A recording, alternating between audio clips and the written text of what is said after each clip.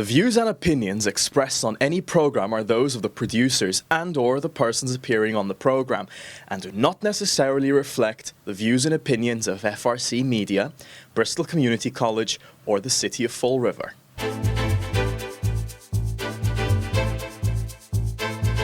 There are 10 candidates running for the Fall River School Committee in this year's municipal election, and we're trying to speak to as many as possible between now and November 4th so you can make an informed decision when you go to the polls. I'm pleased to be joined by an appointed incumbent. That's how he's officially listed on the ballot. He is school committee member Collin R.Dias. Collin, thank you for joining me. I appreciate it. Thank you. It's great to be with you, Keith. If I can just quickly start, and I understand you're going by the ballot. The ballot actually doesn't even list myself as anything, right.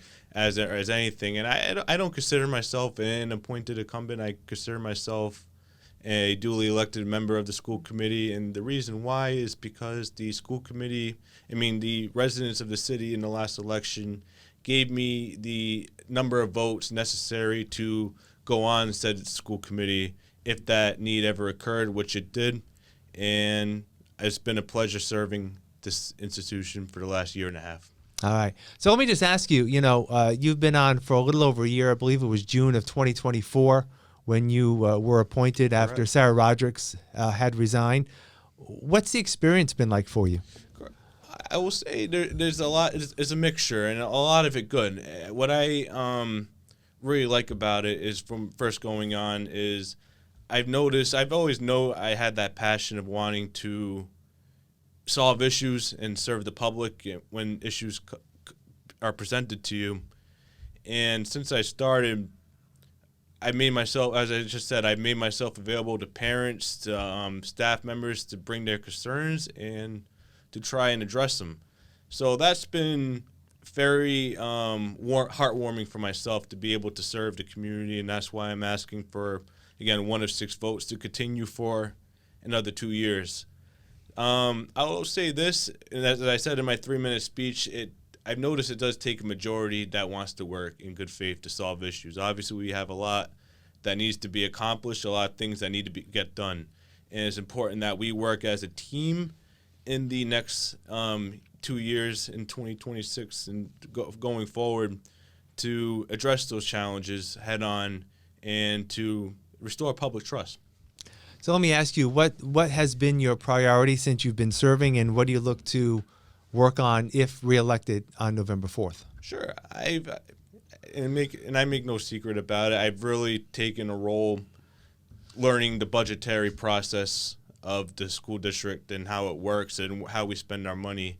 And that's been something I've taken a front row seat at trying to champion, where our tax dollars are going towards, and explaining that to the public.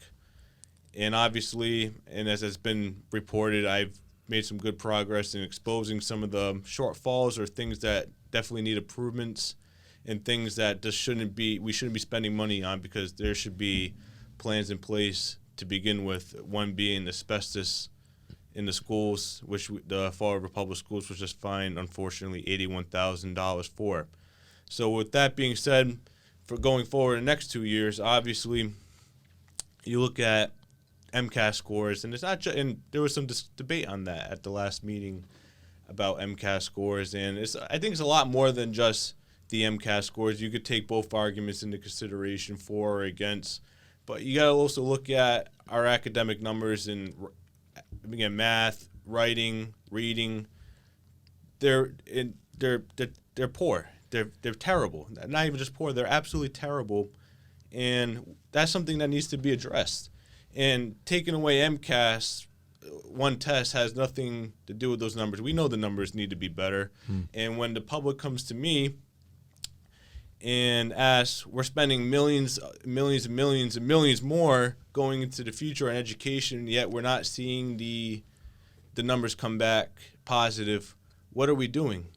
And it's a very valid question. So what we need to do as a school committee is what I believe we failed to do, the majority failed to do for the last 2 years, is hold the right people accountable when mistakes happen, ask the appropriate questions, and I'm confident with the individuals who are running that we can restore public trust by, again, asking the questions and doing our job, what the school committee is supposed to do, which, again, is appointing and oversight of the appropriate superintendent, of the finance and the budget, and the policy making.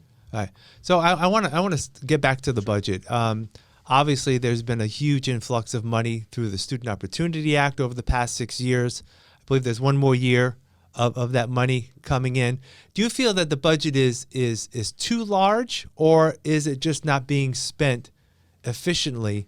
And if it's the latter, what recommendations would you make in terms of spending the money where you see that would make the best good for the district? Sure, and something I've also taken on, and when I joined the committee and I took this on in March, and the school committee voted this unanimously. I know a lot of individuals in their right say the school committee often bickers, and that's obvious we do. However, something that I took on and was happy to get unanimous consent for to pass it on to the city council was to file a petition with the state auditor called an unfunded mandate petition, specifically to address transportation.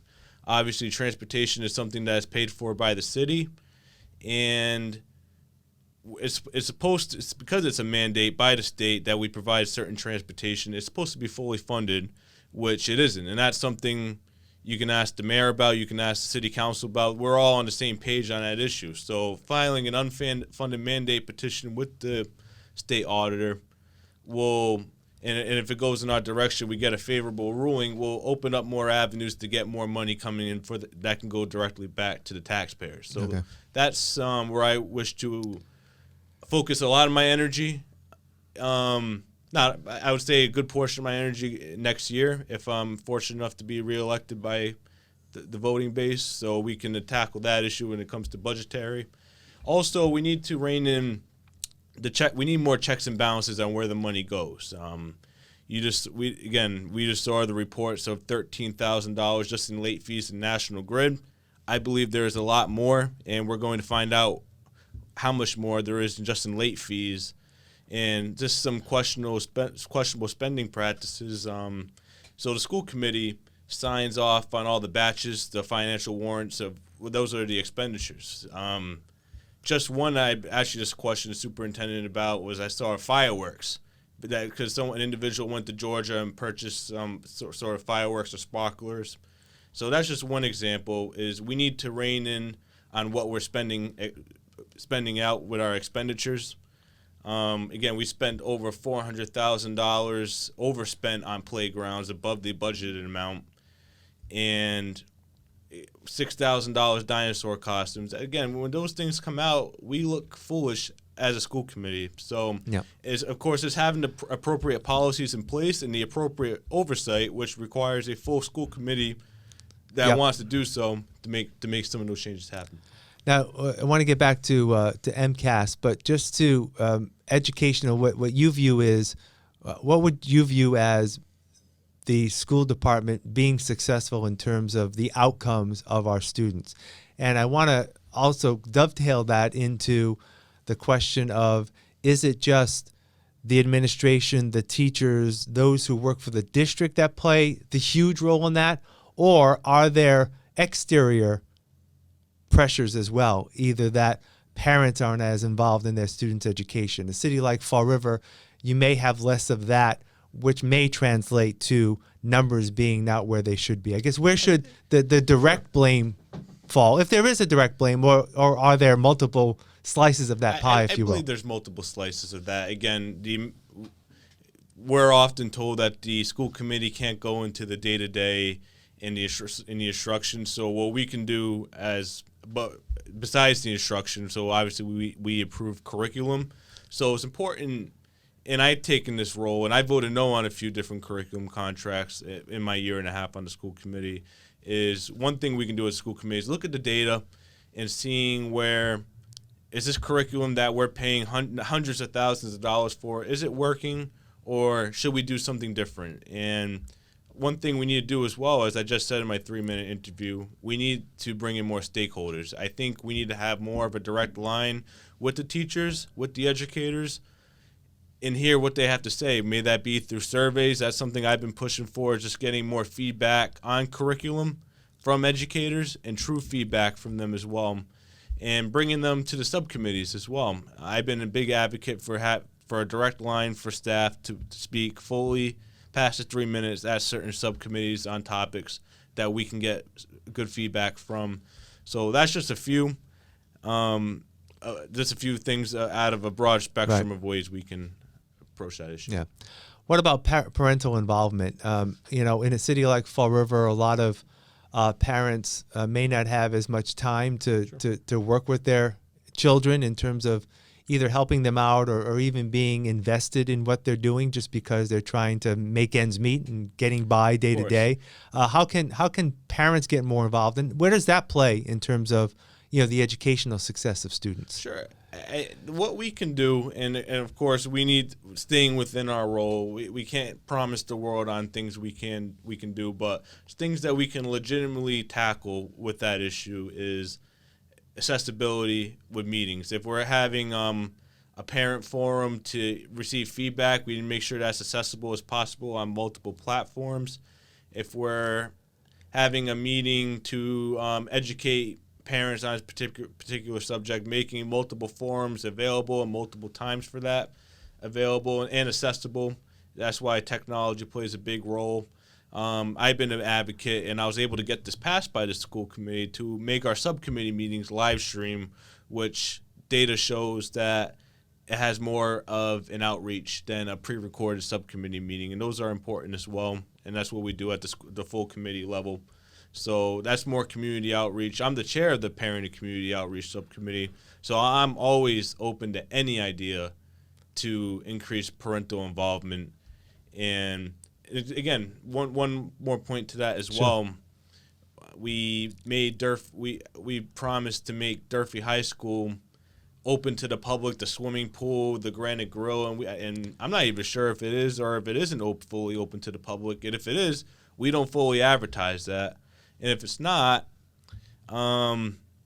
then we're going back on something we promised the voters of the city when they approved the new Durfee High School. So I just really believe we have a big communication issue in this district, and that stems from the top level. So something I also want to push forward next year is really addressing the communication with parents, because, again, it's abysmal.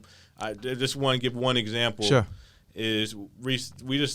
Parents had to find out on Facebook just yesterday that there was a child arrested in the middle school for making threats against whoever. The school committee doesn't have the full answer to that as well. Parents had to find out through Facebook and not directly through the district. So that's just one prime example of the lack of communication we've been dealing with the last 2 years. There's always been a history, especially recently, that there's a number of positions, teaching positions, particularly in paraprofessional positions, that are still unfilled within the school district. The district has had to hire outside help to fill in those positions, which is a lot more money. Yeah. What can a school committee member do to help in that area of recruitment and recruiting teachers that come here and actually want to stay here? The ministry, again, most of the school committee isn't working full-time in the schools. So we go by what we hear from parents, and what we hear from staff members. I've heard, and I'm willing to say, I've heard from staff members who are afraid to speak out on issues, particularly in facilities. But I hear this all across the board. They're afraid to speak out on issues due to retaliation going forward. So when you have that type of atmosphere, that's unacceptable, and that comes from a leadership standpoint. And I, again, haven't shied away from the fact that I believe we have poor leadership at the top level of this district. So that's number one. That's what needs to change. Number one is leadership at the top level. Two, we need to find out what these specifics are. As I said yesterday at the forum, there is specific data on why individuals leave the district, and they provide it. They're called exit interviews. And I've asked for those exit interviews to see what those issues are.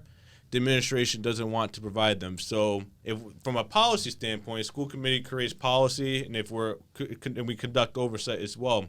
If our own superintendent doesn't want to tell us what the issues are, then that's an issue in its own. So it's a systemic issue that comes from poor leadership from the top, in my opinion.